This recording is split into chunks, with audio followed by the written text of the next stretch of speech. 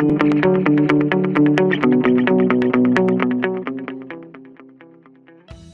and welcome to the Analyst by Vajiram and Ravi, your daily guide to decoding current affairs the smart way for UPSC. It's December 3rd, 2025 and today's edition brings two important articles for mains examination. First, the ongoing debate regarding Sanchar Saathi initiative, balancing digital security, privacy and citizen surveillance concerns. Second, security cooperation in the Indian Ocean region with a focus on the Colombo Security Conclave and how it is reshaping India's maritime strategy. Finally, in our simplified section, we will be covering key updates which are crucial for the upcoming prelims 2026 examination. So let's begin. Guys, in the last 24 hours, Sanchar Saathi, an important cyber security platform, has been in the news. From media outlets to politicians to various civil rights activists, all of them are concerned regarding Indian government's recent initiative and decision to make this app mandatory on all smartphones. We are going to look into it from the very basics, from the perspective of prelims examination initially. Then we are going to veer off in the direction of GS2, where we will be looking into the various details of digital rights and right to privacy and how this is related to this particular application. And finally, we will be also touching upon the very basics of cyber security, which is the main focus topic here. Now, when we start with a very basic, we have to first appreciate the fact that Sanchar Saathi is an anti-fraud and anti-theft telecom security app in the country, where it was actually launched way back in 2023, but right now a new circular and a new notification by the government of India has made it mandatory for the smartphone manufacturers to pre-install this app into the new devices and also push software updates, wherein via the software updates your existing smartphones also will be getting the app. We are going to understand firstly why the app has been made mandatory in the very first place. According to the government of India, according to the Department of Telecom, we have to understand that in the country, the losses due to various online scams are rising over a period of time.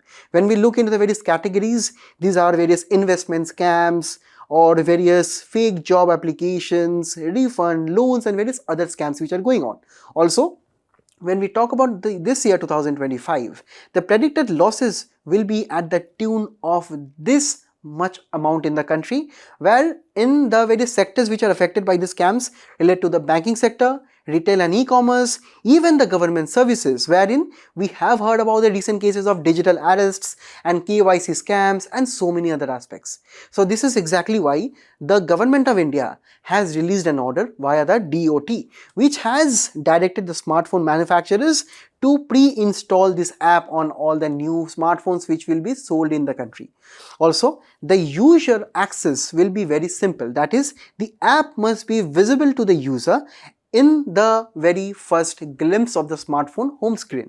Also, the government of India has clarified that you can have the liberty to delete the app if you do not want the same on your devices, but the government of India has actually recommended to use this app because of the various safety features it offers. We will be looking at the various safety features one by one. Mainly, we have three pillars here. The first one is the Chakshu tool.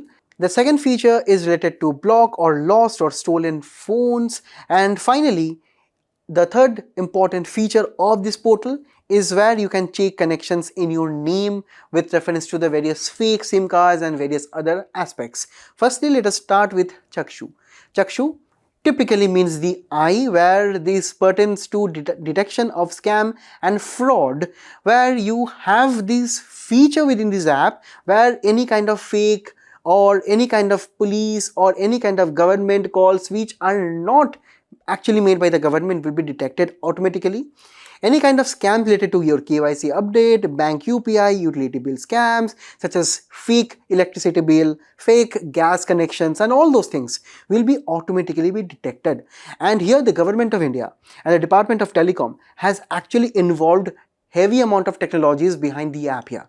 Also, the various fake investment scams, the fraudulent messages that you receive on WhatsApp, SMS, Telegram, and also the various links which contain malware, viruses, and various other infectious software that can ruin your smartphone or ruin your device, all will be detected automatically. So here, this kind of suspected fraud communication will be detected and it will be communicated to you and also to the government authorities. But it is also very important to understand, guys, here, mainly for your prelims examination, that this particular feature cannot be used to automatically file the FIRs related to the cyber crime, right? And for actual crimes, you still need to visit the official website or the cyber crime portal of the country, which is 1930. So the Chakshu feature is trying to empower the citizens and try to automatically detect the same. Now the next feature is the Central Equipment Identity Register, which enables you to block your stolen phone, and this particular application will be using your IMEI number on your mobile device, and by using the same it will be trying to detect your smartphone and it will be blocking the same. And here, once if you block your smartphone using this particular application, the phone will be completely rendered useless, and this will be useless according to all of the telecom networks in the country. Now, even if the thief will be changing the SIM, the phone will still be blocked, because the IMEI is actually a 15-digit unique device ID. It is not contingent on the SIM connections or the telecom network. It is your, if you can consider, phone's signature itself. So it is very difficult to change. Now, when we talk about the stolen phone, once you can block it, you can also trace it. So this feature also has been involved here, wherein the Sanchar Saathi app will be alerting the various authorities and it will be sharing the location information if at all, if it is needed. And finally, you can also unblock your phone if at all you are very lucky indeed, and if you recover your phone by God's grace, you will also be able to unblock the phone using this particular platform. Now it is very important to understand that, you can ask me that if the Sanchar Saathi app is on the smartphone which has been stolen, where you will be try to, blocking it, or say unblock it, or say try to trace the location, because you have to understand that Sanchar Saathi is actually a portal, and this portal is available both as an application and also a website version of the same is accessible on your laptop, on your PC, on your tablet, on any other smartphone application or device too. So it is also a kind of multimodal kind of a software. And finally, the most important feature, perhaps in my case, would be to know your mobile connections. Now this is what the telecom department is naming this as telecom analytics for fraud management, wherein you will be able to understand and detect how many SIM cards are issued under your name using fake accounts or fake details and whatsoever. Because you have to understand that all these kind of scams and scandals which are taking place over the cyberspace in the country as of now, which are running into tens of thousands of crores, these are generated using our own innocent Indian citizens' information. And if at all your own, for example, say name, address has been cloned by someone to get a new SIM, and that criminal gets caught, you also will be caught in the same loop. So right now, the government of India or the Department of Telecom in this respect is trying to automatically detect the multiple amount of SIM cards which are issued in your name, and also trying to alert you before even a new scam or new fraud is taking place. So it is, in my opinion, it is the most important feature, because you can get to know what are the new information, what are the new SIM cards, what are the new kind of scams or scandals which are taking place in your name where you are not even involved. So this is exactly what you have to understand, that you can report, you can disconnect, you can try to reveal the various unauthorized SIM cards opened in your name. And this will be trying to fight the various misuse, identity theft, and even illegal SIM selling, where even when we talk about the terror groups and the various money laundering operations, and even you must have heard the term known as mule accounts, these criminals operate on these contexts. In the case of mule accounts, there are various innocent citizens in the country where their bank account details are hacked using various OTP scandals and so on, and later on these bank accounts itself are used for terror financing or money laundering operations. So a very simple thing can later magnify into a very big scandal wherein you can later be trapped. So this is exactly why the government wants it pre-installed, and initially the government versions was that it should be also be undeletable. Because we have to understand, this is a reality right now that India is facing, one of the highest cyber frauds in the entire world, and the Chakshu reporting will be trying to reduce it. Next, when we are talking about SIM card misuse and fake SIM sellers, the know your mobile SIMs or know your connections will be coming handy in this. Also, India is within the top 3 countries when we talk about the digital scandals. Also, 1.25 lakh phones are stolen yearly. So you can actually understand the magnitude of such activities. And finally, these fake scandals and the bank verification details all will be preventable if you actually try to install this app and you actually try to carefully monitor what is going on. And also, when we talk about the government side, the government version is that the Sanchar Saathi app is following the Telecom Commercial Communication Customer Preference Regulation rules of 2018. According to the same, the government can actually control the spam calls or SMSs, managing the do not disturb lists, and also penalizing companies for various unsolicited communication. For example, you must have heard about the various loan applications or the various offers that these kind of companies are calling you and disturbing you over a period of time, right? So the government has actually the rules to fight this, and the government version is that the Sanchar Saathi app has been brought in just under such regulations. Also, recently the Supreme Court has asked the CBI, the Central Bureau of Investigation, to take over the digital ad scandals. So it means that the government, when we talk about the executive and also the judiciary, is actually focused on reducing this cybercrime menace. But on the other hand, whenever we have some important government initiatives such as the cyber security app, which needs to be pre-installed in your smartphone, these kind of applications, this kind of say mobile platforms always have some security concerns. So the very first concern is regarding your phone when you buy it.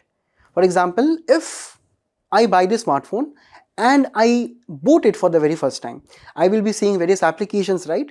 For example, the phone app, the SMS app. Sometimes I will also see various applications from other manufacturers or say some other software companies. For example, I can have the Google application, I can have this WhatsApp application, Facebook, say Snapchat, all pre-installed. Now this pre-installed application actually get access to basics of your smartphone hardware, such as your software, such as your various other apparatus within your smartphone. And also, pre-installed applications like this get higher system privileges. This means that they have more permissions which are automatically given to them.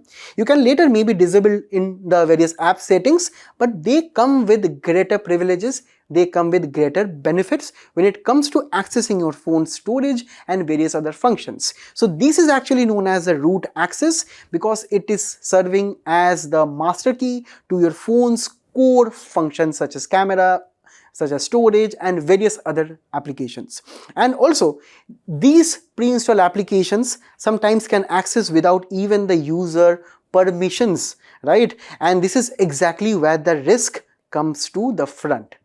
For example, if there is this Sanchar Saathi application which is developed by the government of India, and for some reason, for example, there is some issue in the coding of the application wherein maybe an hacker is trying to hack that code and enter the smartphone storage, cameras and so on. So this means that all of your cameras, your SMSs, your files, the emails, the network and the data, everything can be exposed if there is some defect within the coding of that application.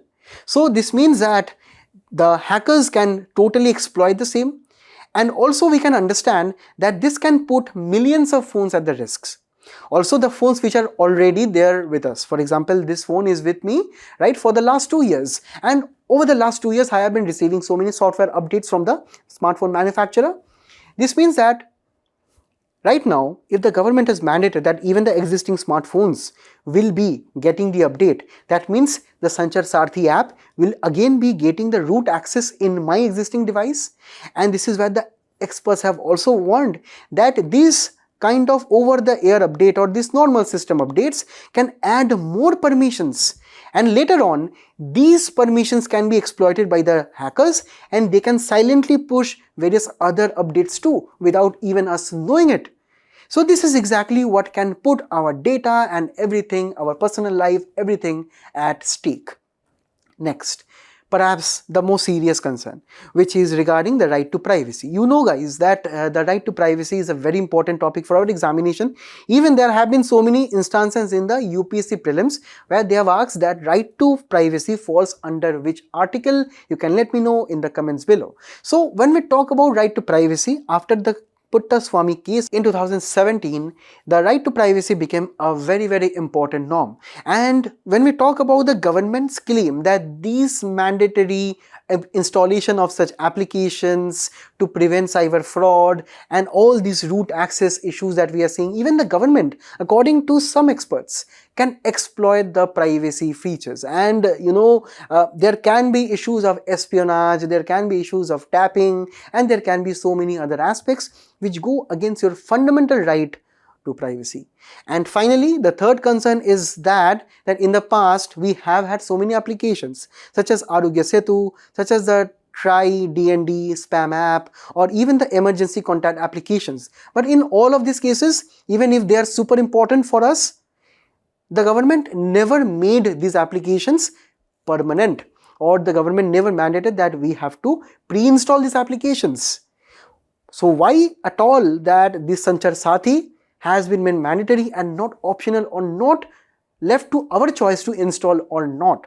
So this is exactly why even the Internet Freedom Foundation, a very important foundation which advocates for open and free and accessible internet rights in the country, they have also released an advert which is going against the Sanchar Saathi app. So in these cases we have to understand these are the issues which make it extremely controversial.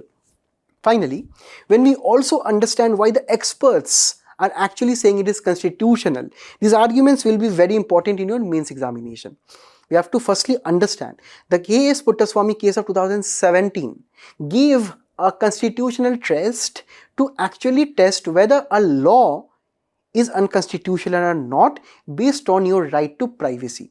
That means, for example, if the government is bringing a new application, firstly the K.S. Puttaswamy case is telling that there must be a legality. That means there must be a proper law which is passed by the parliament. In this case, it is just a notification. Secondly, the government also must be proving why it is necessary.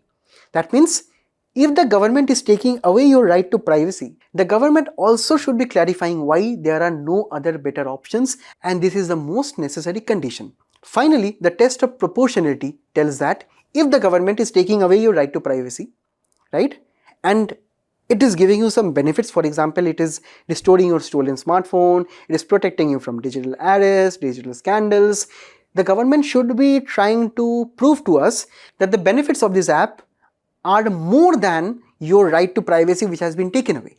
So this has been the three-test formula which has been proposed by the Puttaswamy case, and according to various legal experts, lawyers, even senior advocates, this particular law is failing all the tests.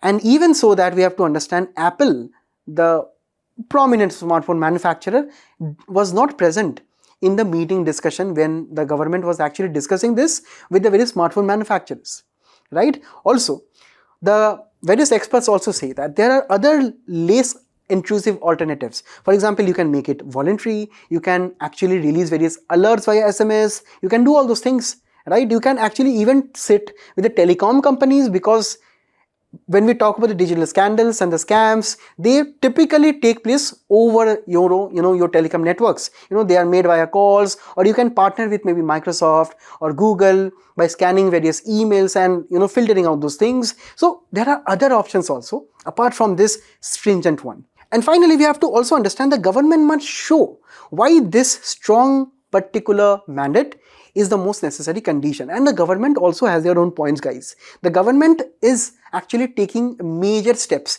in 2025. Also, the Supreme Court has taken the same with regarding the boosting of telecom cyber security.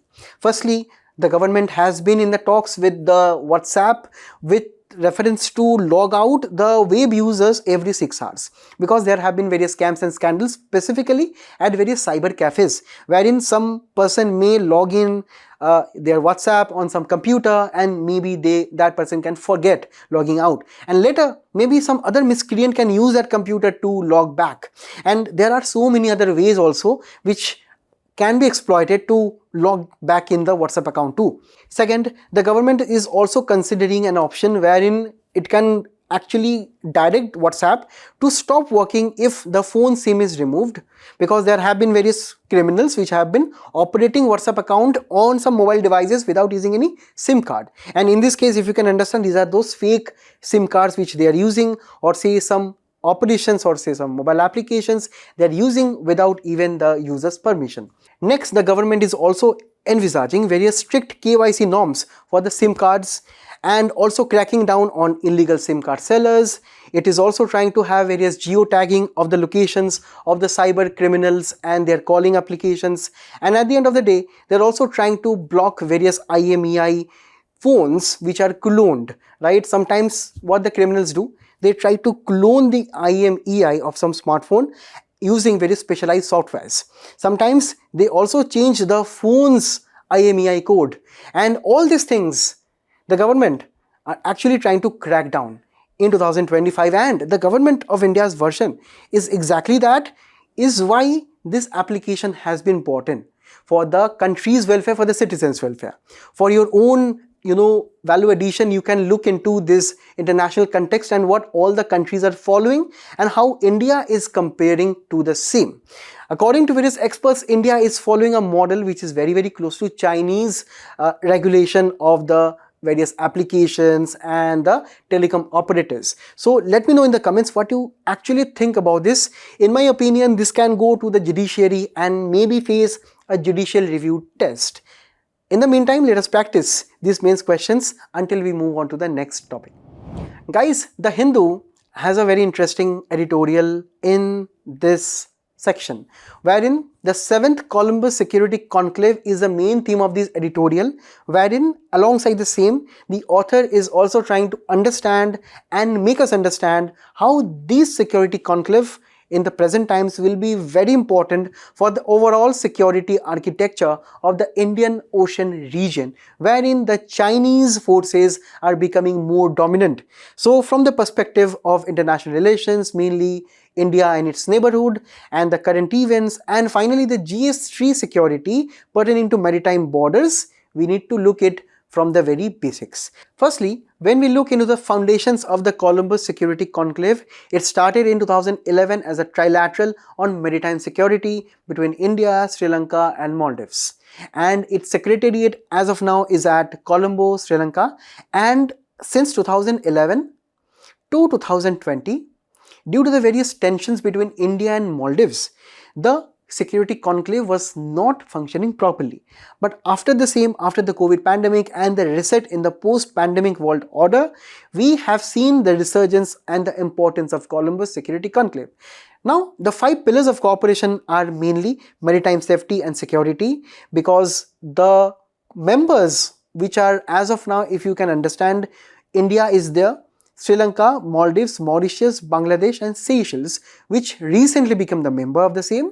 They are actually focused on boosting the security architecture of the Indian Ocean region, which is pertaining to their maritime borders. And they want to boost the counter-terrorism activities and the counter-radicalization activities, piracy activities which take place in this part of the ocean. And also, when we talk about the drug trafficking and the various human trafficking scandals, everything is taken care of under this security conclave. The cyber security, critical infrastructure and the various network establishments which India also lends a lot of support to the rest of the members are actually one of the pillars, because in the 21st century, the digital threats, the cyber security threats are not only in India's home state only.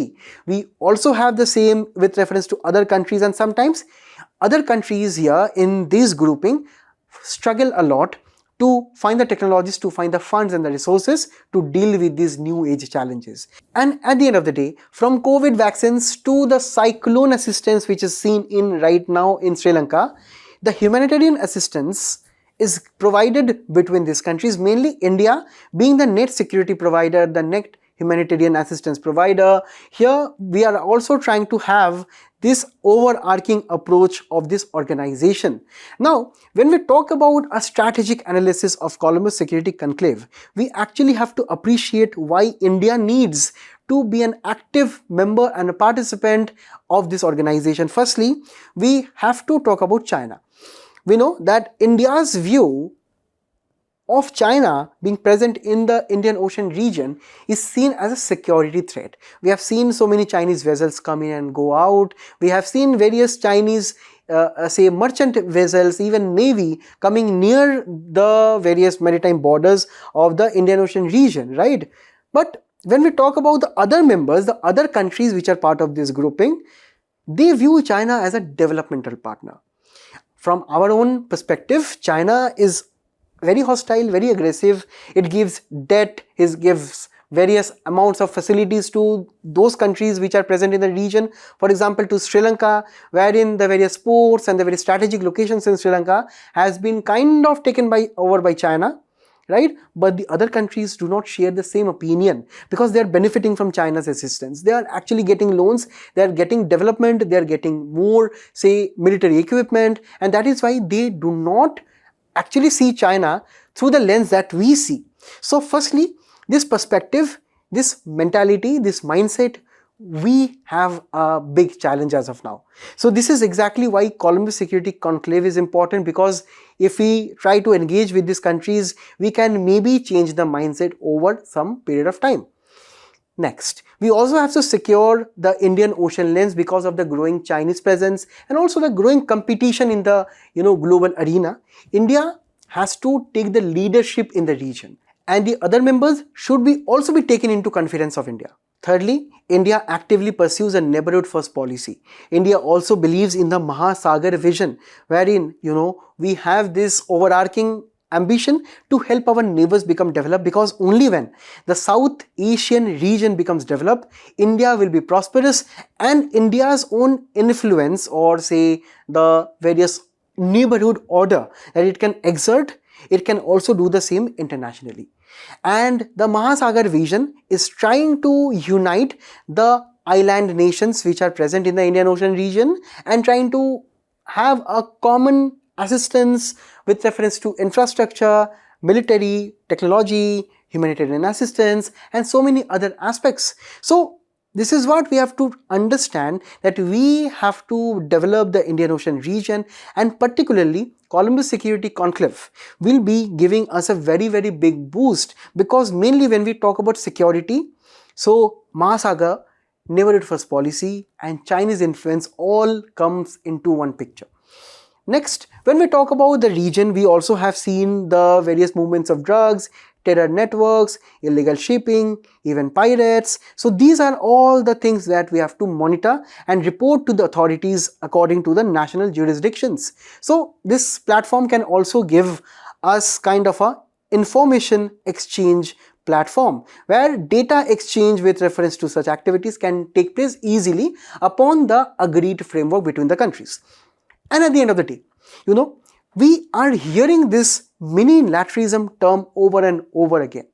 Minilateralism refers to the grouping of some very close and limited like-minded countries to serve their own regional, to serve their own close interests. When we talk of multilateralism, it is like where we are part of a very big group and all of the members within that group has to kind of cooperate, has to kind of say obey or disobey, and sometimes this multilateralism and say the organization within the same do not function well because of the influence of some one or two big powers, right? For example, if we talk about the Columbus Security Conclave, the main focus is actually on hard security. For example, cyber security, criminal or say terror security. right? And wherein we have very limited number of members, right, who are immediate neighbors. So these immediate neighbors actually recognize their interests well, right? All these members are present in the Indian Ocean region and they know themselves well, they know their interests themselves well, and they can actually cooperate on a very big scale here. And here these are also led by the experts in the security arenas, which are actually led by the national security advisors. So here the agility, the flexibility and all of the functions within such small organizations with small and limited members are actually quite high. So this is a perfect examples of mini-lateralism, right? When we compare the same with other multilateral institutions which are present in the Indian Ocean region, we have the Indian Ocean Ream Association, we have the Indian Ocean Naval Symposium, where we have a massive amount of countries which are present. Sometimes some countries are even not present in the Indian Ocean directly, and maybe they are part of the Pacific Ocean or say the Atlantic Ocean. So the strategic interests between the neighbors are sometimes diluted in such large organizations or such large associations. So this is exactly why India is going with more amounts or say more versions of minilateralism. And here there is a PYQ from 2015 where you have to answer that India is a member of which of the following organizations. A small hint is given in this diagram. By looking at it, you can let me know what is the answer in the comments below. And finally, we have to understand and appreciate the challenges which are facing the Colombo Security Conclave. Firstly, when we look at China's One Road, One Belt initiative, firstly, it has one land route and another, if you can see here, it has a maritime route too. So this maritime route is trying to surround us, right, in the policy of string of pearls, where China is trying to encircle India over the land and also over the seas.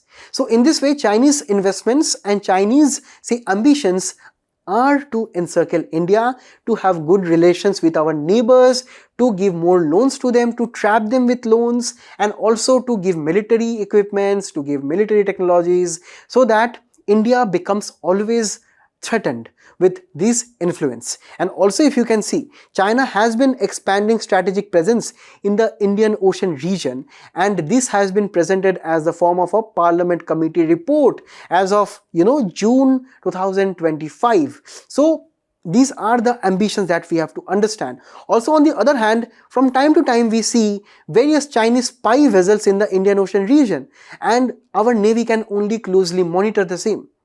So this is why we have to understand that the more amount of good cooperation and the confidence between the countries are important for this initiative. Also, we do not have an institutional framework for the Colombo Security Conclave. It is a very early organization which started just in 2011, and over around 9 years it was not even functioning properly due to India and Maldives relations. But right now we are trying to reset it. We have to appreciate the fact that it is still at the security level. We have to maybe diversify it with reference to infrastructure, economic and various other levels too. And also we have to bring in various SOPs. Next, when we talk about the domestical political instability in our neighborhood, we have seen the same at Bangladesh, at Maldives. So with reference to various anti-India campaigns, we have to understand that these are serious concerns, and even China is banking upon these kind of issues in our neighborhood. Finally, the Indian Ocean region security architecture is actually very fragmented. There are so many forums, there are so many groups such as IORA, Quad, and even the IONS, and so many other groups are there, but none of them are actually converging on that one security architecture. So this is exactly why we have to understand, we have to strengthen this Colombo Security Conclave. Firstly, we have to create a permanent secretariat of the same. As of now, we do not have a permanent secretariat. We can have the same by giving it more powers, more funding. Next, we need to have joint training and defense exercises between the Colombo Security Conclave members themselves with reference to naval exercise, air force exercise, and various humanitarian exercises too. Also, we have to focus on the technology right now, and technology can be given by India to the members with reference to surveillance and essentially look at various Chinese vessels. On the other hand, we also have to appreciate the fact that while the neighbors do not see China as an existential threat, they see as a developmental partner. Our own Mahasagar initiative should be changing this perspective too by giving more aspects with reference to education, funding, infrastructure in such countries, right? So this is where infrastructure funding must be taken primary stage. Also, when we talk about infrastructure, when we talk about India giving assistance to these countries, India should also follow a policy which is known as necklace of diamonds. Right? If you see, these are also our ambitions with reference to partnering with countries such as Vietnam, Japan, Singapore, Indonesia, and various other nations alongside the same. India can also speed up its investments accordingly, mainly in the Indian Ocean region, wherein the Colombo Security Conclave will be coming in very, very handy. And in this way, we can try to invite many other members also, right? We can try to expand the membership. For example, Seychelles became a member in 2025 as of now. We can try to invite more of the same, and in this way, we can actually try to counter China in this region and help the Colombo Security Conclave actually become very, very functional. So here we have a mains question again for all of you. Practice this. Now we'll be move on to the simplified articles. Guys, in this Indian Express article, we will be looking at a very interesting indicator which is proposed to reform our state legislative assemblies. So from the perspective of GS2, mainly with reference to the functioning, the structure, the conduct of business at our assemblies and also our parliament, we need to look into this news with a very high level of precision. Firstly, when we talk about the legislative performance of the state legislative assemblies, this is actually very, very dismal. Why? Because according to the author, the state legislatures need to transform themselves into research-driven, high-performing institutions which is capable of coming up with laws, with regulations, with various institutions which ultimately should be delivering justice and social welfare for the common citizens. Because it is mainly the democratic will of the citizens of the country by the virtue of which we have such state legislature or say the parliament at the center. So they must be functioning properly, and there are various issues with reference to these assemblies which are seen in the recent times. There have been instances of disruptions. There have been instances where there have been very, very few sittings. For example, say recent reviews or recent reports suggest that the assemblies on an average has met for only 20 to 25 days in a year in the entire country. So if you can try to imagine all of the state governments and the state assemblies, on an average they meet for only 20-25 days. So imagine what would happen to the quality of debates, what would happen to the various laws which will be passed, what would happen to the various scrutiny which is done by the opposition parties. So the main thing what I'm trying to say is that if the state legislative assemblies do not function properly, the government of the day, that is the executive of the state legislature, they will not be held accountable, right? Also, with reference to frequent disruptions and the various slogans and the various fightings, the throwing of chairs, the throwing of papers at the speakers, right? We see that these all activities attract ridicule, sometimes even international ridicule, and this leads to loss of public trust. Limited data and transparency with reference to the functioning of the state legislative assemblies, right, actually render the citizens unaware of what is happening within the same.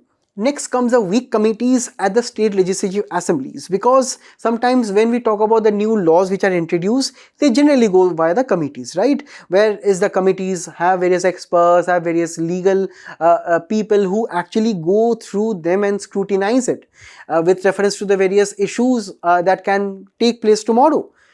Now these laws are unscrutinized, and later on these laws, when they come into reality, they face a judicial check wherein the judiciary, mainly the high courts, right, or the Supreme Court sometimes, they rebuke the state governments by passing such careless acts without proper committee supervision.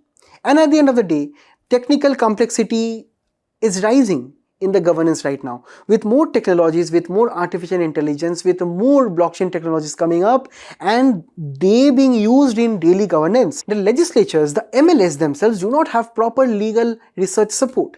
So this is exactly what we have to keep in mind. Also, with reference to other important data right, for which the source is also mentioned here, right? We have to understand and we have to keep this also in our notes because they can be important for a mains examination. In 2017, wherein the average days of sittings at the state legislative assemblies were 28, it has reduced to 20, right? Also, 11 states made the 6-month rule with sessions lasting for just 1 or 2 days. It is at this level, if you can understand, with reference to the constitutional committee which has recommended that the small states and the large states should be operating for these amount of days. So these figures look extremely abysmal. Also, when we talk about the committee recommendations, right, we have to understand while the laws at the state legislative assemblies are being passed at a very rapid rate, 51% of the bills are passed within 1 day of introduction. But when it comes to going to the committees for proper scrutiny and everything, only 4% are referred for detailed examination. That means state passed an average of 17 bills in 2024 and only 4% of them were referred to the detailed committees. And at the end of the day, when we talk about the case of the deputy speaker, right, 8 states and union territories had no deputy speakers, right? And also with reference to Jharkhand, it did not have a deputy speaker for the past 20 years. And also, when we talk about Article 200 and its significance here, 18% of the bills took around 3 months to get assent itself, right? And 72% of the bills in Himachal Pradesh were delayed. So all of this information are important for your exam, but it is also bringing us to the main imperative right now, that we need some reforms, and a very big reform which is being proposed right now is a National Legislative Index, wherein all of the states will be ranked from a score of 0 to 100, and this will be trying to measure and track the various aspects with reference to the productivity, with reference to the number of sitting days and the duration at the state legislative assemblies, or to the percentage of bills referred to the committees, average time taken to pass the bills, digitization and paperless proceedings, and at the end of the day, how much hours and times which are devoted to question hour or various other debates which generally take place at state legislative assemblies. So based on all of these parameters, right, the main aspects are to have a benchmark score, and based on that the states will be ranked on an annual basis, and this will be India's very first state-wise benchmarking system to measure the productivity at the assembly level. On a different note, I feel the same thing also must be devised for the parliament too. For the Lok Sabha and the Rajya Sabha, we have similar issues, and that is where we also need to come up with this. And if we come up with this, for example, for the states, it will be promoting a healthy competition between the states, right? And always we need some aspects of competitive federalism, which means that apart from cooperation, the states must also try to compete on some good aspects such as economy, such as this legislative business, and this is where National Legislative Index can actually align with the vision of one nation, one legislative platform. So remember these terms and these things for your examination, wherein the main technology which will be committed to this is a National E-Vidhan application, and this transparent index will also enable the speaker to help run their houses properly. And here this will be also having an accountability on the state speakers, because there have been so many news in the past. You can actually mention some of the popular ones in the comments below, that in the recent times you have seen some states where the speakers have not been playing an active role. So these kind of indexes can actually try to help those kind of speakers guide the house. Also, based on these parameters, we have the committees, and the scores are also dependent on the committees and how the laws are referred to the committees. So it also will be helping the same. And at the end of the day, the NCRWC, the National Committee to Review the Working of the Constitution, also has recommended that assemblies with less than 70 members should meet for at least 50 days, and larger assemblies should at least meet for 90 days. So all of these can also maybe adhered to. So this is all for this one. We will now moving on to the next one. Guys, recently the Parliamentary Standing Committee on Finance has came up with a detailed report on the performance of the insolvency bankruptcy code, which is extremely crucial for those basic questions in Indian economy in prelims, and also investment models and banking for your GS3 perspective. Now, when we talk about the very basics, firstly, we have to appreciate the fact that Bankruptcy Law Reforms Committee 2015, or popularly known as the TK Vishwanathan Committee, came up with the recommendation to set up insolvency and bankruptcy code in the country. Now let us understand what is the purpose of this act with a very small and brief example. Suppose I am an entrepreneur, I am a business person who wants to set up a cafe, right? And this cafe costs around say 10 crore to set up. And this 10 crore, for example, I have taken as a loan from the bank, right? And this bank, whenever it will be giving me a loan, it becomes someone which is known by the term as creditor. Now, creditors are not always financial creditors such as banks. Creditors can also be operational creditors, right? Now, these operational creditors are those people who supply raw materials to my cafe. For example, some chairs, some bread, some various other raw materials which will be important for the working. It can also include my employees, right, who I will be hiring, such as chefs and waiters to serve at my cafe. Now, in a major Supreme Court ruling way back in 2019-20, Supreme Court also made the home owners of some real estate projects which are not yet completed, but yet the home owners actually made some X payment for the project. So the term creditors generally mean financial creditors, operational creditors, and for my business both of them are extremely important, right? Now for some purpose, maybe my business is not doing well, right, and my profits are not coming after 1 year, 2 year, 3 year, right, and on the other hand the bank is asking for the loans, the operational creditors are asking for money, the employees are asking for wages which I'm not able to pay properly.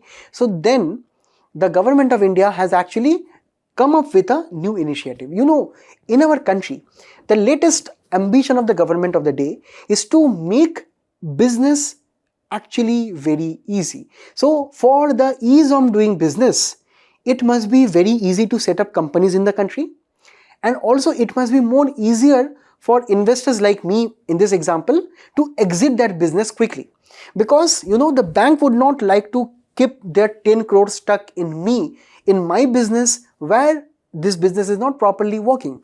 Also, my own efforts in this business for 3 years is not reaping profits. So that means that this business is not working out. Maybe I need to do some other aspects or other business. So this is exactly what the IBC code is talking about, that it should be very easy for businesses to exit. And whenever the businesses exit or whenever the businesses are not performing well, so it is generally the financial and the operational creditors which we have to take care of. So this is why an entire ecosystem has been brought in. For example, when I declare that I am an insolvent and I am declaring formally bankruptcy, so this is where, you know, this entire pillar of the IBC infrastructure will be coming into picture, right? The prime regulator is the Insolvency Bankruptcy Board of India, wherein there are various courts which are involved here. Now these are, for example, for companies, for example, for private limited companies, right, for limited companies, we have the National Company Law Tribunal, and for the appeals from this, it can be going to the National Company Law Appellate Tribunal. For individuals and partnerships, these go to the Debt Recovery Tribunal, and the appeals from the DRT will be going to the Debt Recovery Appellate Tribunal. Now the main process is, for example, whenever I have defaulted on the 10 crore cafe example here, so this will be the trigger, this will be starting the process of IBC. So here, whenever the default has occurred, so the creditor, which is the banks or the financial or the operational creditors, mainly here the financial creditor can file an application, or even I can file an application, right? After this application, the NCLT must be approving, must be reviewing the same within 14 days. And here, firstly, the corporate insolvency resolution process, which is known by the name of CIRP, will be starting, right? Next, CIRP, once it starts, it will be starting with Insolvency Resolution Professional. Insolvency Resolution Professionals are experts in this particular businesses. They generally are proper amount of trained chartered accountants or these legal experts which have handled such sick companies before, right? These companies management will be suspended and the insolvency resolution will be managing the companies and the assets in the meantime. In the meantime, there also will be a new committee of creditors which will be formed, mainly by the financial creditors, mainly if you remember the banks. And here they will be the main supreme authority when we talk about decision making. Finally, with reference to the various deliberations and the various assets of my cafe, for example, so the land, for example, the building, the machines, all of them will be looked at. A particular value will be assigned, the market value, or say whatever value can be extracted can be given. For example, after calculation of everything, the financial creditors, the committee of creditors and the insolvency resolution professionals, they decide that okay, this 10 crore cafe and the loan is right now what we can extract the value out of it is around say 3 crore rupees. So this means that this amount right now either will be approved, or if this approval is failed, this can be sold off in the market, right? And this is exactly what happens here, right? For example, with reference to the decision in this IBC process, this resolution plan has to be voted upon and it needs 66% approval of the financial creditors under the committee of creditors. Once that has been done, a final seal will be given and the plan will be approved. Mainly the plan is like that the business, my cafe, can be sold off to another business, right? Some another entrepreneur can buy it, right? Or there can be various other modalities, other complexities in this particular process, or at the end of the day, if all of the things are failing, it can be simply be sold off. And here, when we talk about, the information, the data sets and everything, these are contained within the information utilities under this act. And the threshold is that the minimum default must be 1 crore rupees. So here the entire time limit of the same is around 330 days from the insolvency commencing date, and the period of 330 days is the maximum. That includes 180 days of normal CIRP process, which is mandated, some one-time extension if it is given, right, up to 90 days. And this is how the IBC is operating. And when we talk about the selling of the assets or the liquidation, firstly, this is known by the term of waterfall mechanism. That means if at all such businesses are closed, who will be receiving the money at the very first time? So this is almost like a waterfall which is following from a particular cliff, right? So it is like that, who will be receiving the money from that particular business for the very first time. So firstly, insolvency costs of the insolvency resolution professionals. So they are experts, right? They take a particular fee. So their costs must be met out of these entire say operations. So the fees and the costs all should be taken care of. Next, the secured creditors and the workmen, for example, say the wages and say the various other banks, right, which have given loan, right, with collateral, all they will be coming in the next one. Next, employees' dues of the last 12 months also should be taken care of. Then come the unsecured creditors, the people who had given loan to the business without any collateral, they will be coming next year. Next, the government will be coming with reference to the taxes which are pending. Next, the preference shareholders, who are those shareholders which are given preference shares of that business, and at the end of the day, equity shareholders will be last in the line. Over the years, the IBC has been kind of doing good job in resolution of some of the losses of some business, right? But there are some systemic challenges which has been highlighted in the report here, which actually means that there is a systematic rot in the IBC process. For example, the very first thing that we have to keep in mind, that the time limit of 330 days is being stretched to an average of 713. That is more than 1 year. That means if you want to make ease of doing business in the country, you have to wrap everything within 330 days. But it is taking 713 because mainly we have shortage of expert judges, we have various frivolous litigation. Sometimes those litigations do not have any mean whatsoever, which keep these cases delayed, and also the slow admission of the cases mainly from the NCLT side here. Also, with reference to the haircut problem, this means that banks are losing 67% of their money. Remember the case where my loan was 10 crore rupees and the banks can only get around 3 crore rupees. So this difference, this 7 crore is lost, right? So this 7 crore is known as haircut, and in this banks are losing 67% of their money. So even after recovery, they're not getting a good amount of recovery. Third, there are some concerns with reference to the various insolvency resolution professionals, those chartered accountants, those experts, how they are trying to value the assets of the business. And at the end of the day, the frameworks of, say, group insolvency, for example, if there is one company which is facing insolvency, but that company is actually a part of a very large group, and mostly it has been seen that the large group denies responsibility of the small company or the small subsidiary. So this is one issue which is still there. Then the pre-package insolvency for the MSMEs, which means that the MSMEs also must be fast-tracked with reference to insolvencies. These are also not done at the top level. So this is exactly why we need more infrastructure, we need more benches, more judicial staff to be recruited. We need to accelerate the use of technology such as integrated technology platform for centralized case management of the NCLT, and also we need to stop various frivolous appeals with reference to the delays which are happening. And this is what was all for this. We'll be now moving on to the next one. Guys, according to the recent reports, only 20% of the candidates have accepted Prime Minister Internship Scheme. Firstly, let us understand what is the basic intention of the scheme. Mainly the target group of the scheme is around 21 to 24 years from the low income households where the income levels are specifically categorized below 8 lakh rupees per annum. Also, when we talk about the duration of the internship, it has to be 12 months and this internship must be in the top 500 companies in India only. And when we talk about the long-term goal, we have to increase to around 1 crore internships. This was announced in the budget of 2024. And when we talk about the sectors which are involved, we have around 24 sectors. Now, interestingly, students from top premier institutes such as IIT, IIMs, even MBBS graduates and MBA graduates, they cannot take part under these initiatives because it is mainly the 10th and 12th students, ITI pass outs, polytechnic, diploma holders or fresh graduates from non-premier institutions, they only can take part of the same.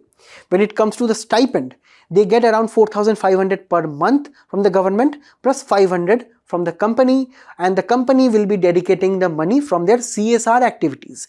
CSR activities are those activities where the companies have to dedicate some amount of their profits to be kept apart for social and various other purposes. So this is where they can get around, say, 5,000 rupees per month plus 6,000 rupees per year as a one-time grant.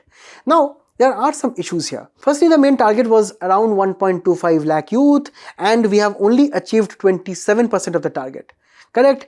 But the budget which was approved for the same was around 330 crore, out of which only 20% has been used. And when we look at various other data also, if you can see the total offers which were made was around at 1.65 lakh, but the offers which were accepted was only at 20%, which means that many people actually quit prematurely. That means 1 in 5 students quit early. And this is the perfect example of frictional and structural employment because of the various reasons that they give. For example, the job locations were not suitable for the candidates, rules and the duration were not suitable, right? They actually did not like the jobs. And this brings us to a textbook example of frictional unemployment and structural unemployment. Firstly, when we talk about frictional unemployment, this means that the people or say the candidates here did not think that the jobs were actually at their level, right? They did not like the job. They actually were looking for a better opportunity for which they did not join.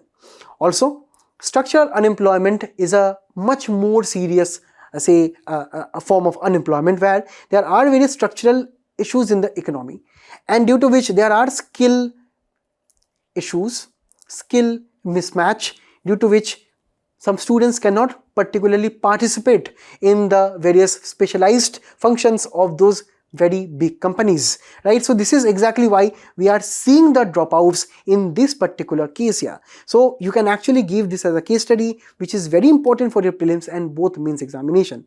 Now we'll be moving on to the next one.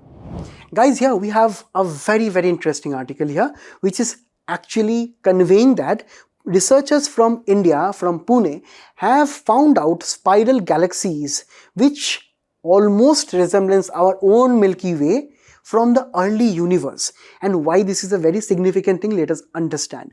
Guys, since the Big Bang took place, We know that the Big Bang was that moment where the very first forms of matter, the first forms of atoms, molecules, elements were formed. Like after the same, we see that gradually cosmic dust started gathering, from which stars started forming. From the stars, we got in new galaxies, wherein the earliest forms of galaxies, right, were actually very chaotic, very clumsy. They were not having a proper shape and whatsoever. But after a long period of time, in the present day, when the Pune researchers observed this galaxy, which they named as Alaknanda after the Himalayan river, we must be talking about this because this galaxy is a spiral galaxy.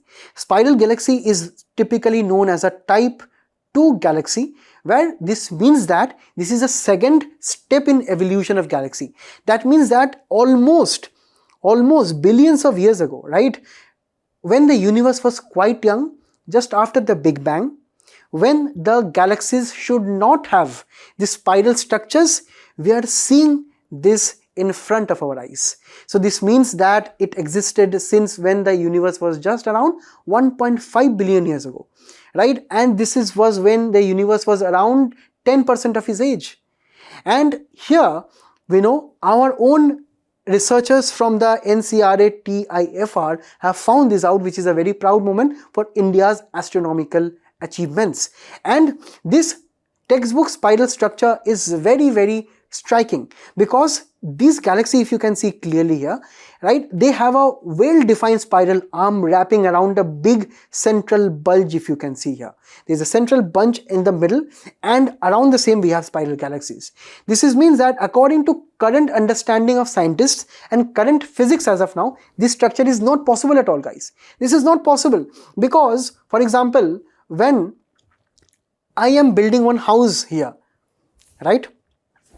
So, for example, from this stage to this stage, maybe it will take me around 6 months, correct? Because a house actually takes a lot of time to be constructed. Now, suddenly, if I tell you that after only 10 days,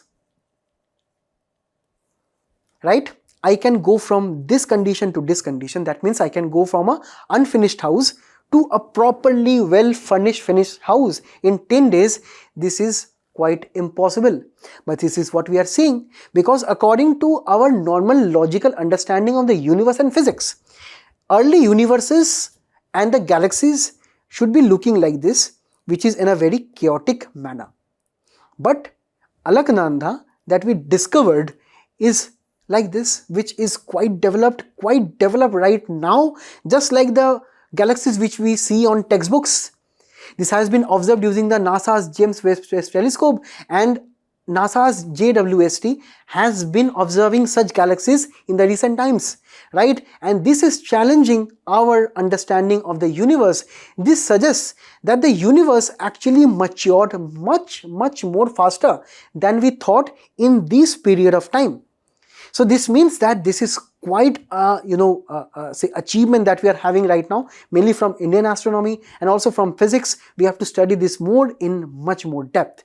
And what is the next step for our own scientists is that we will be testing these observations at the Atacama Large Millimeter Array at Chile.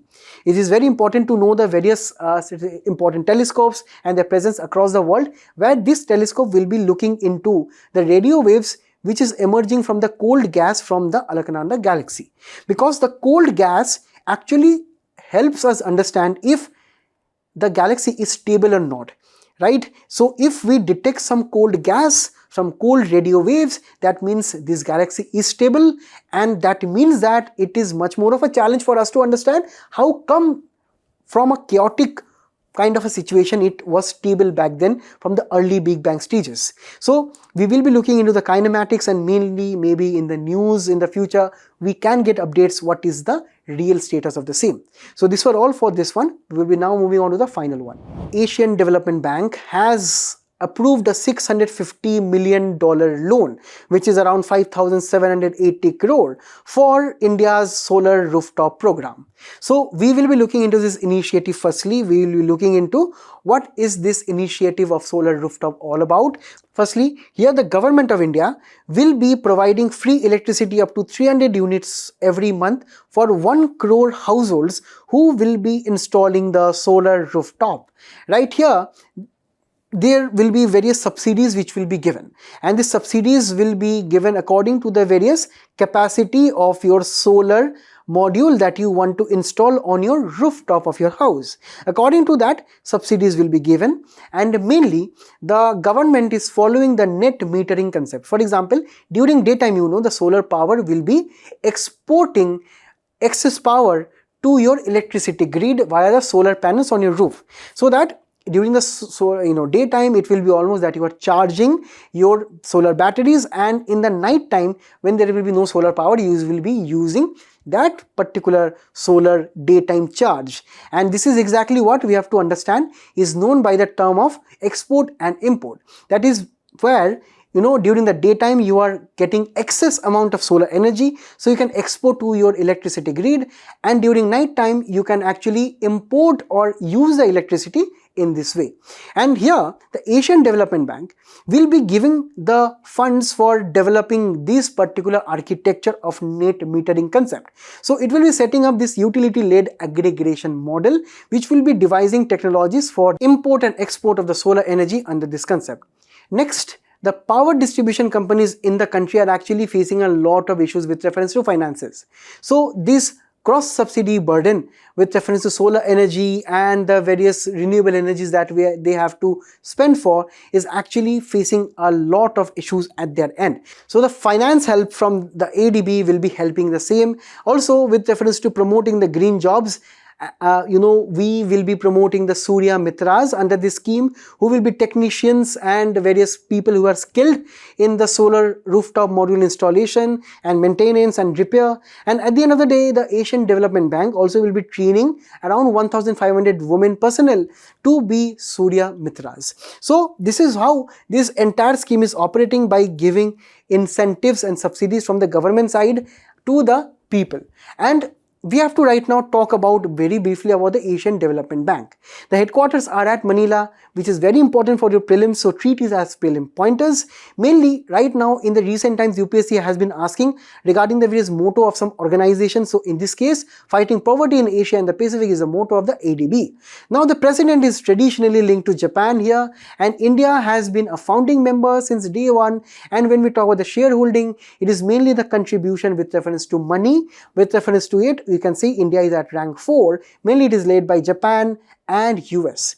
So generally we see that China is at rank 3rd, but when we talk about the Asian Infrastructure Investment Bank, China is at rank 1, India is at rank 2. So this comparison is very important. You can also have more comparisons between AIIB and NDB here, but what is more important us to understand is the lending windows of the ADB. So we have the ordinary capital resources, which generally gives money to the middle income countries such as India at near market interest rate. With reference to the loans and the various assistance that the ADB gives, so the ADB tries to recoup that from the various bonds it releases in the global capital market, which are AAA bonds, which are very safe bonds. We also have the Asian Development Funds, which India graduated from around 1986, because it is mainly geared at the various poorest countries. And at the end of the day, technical assistance, which is the recent assistance that we have got from the ADB right now. So these are generally for knowledge work, for preparing reports, for training, feasibility studies, and so many other aspects. So this was all for this topic. I thank you for all of you for being a very patient audience. Please do attempt the quiz which is following up. Till we meet again, all the best and best of luck. Thank you.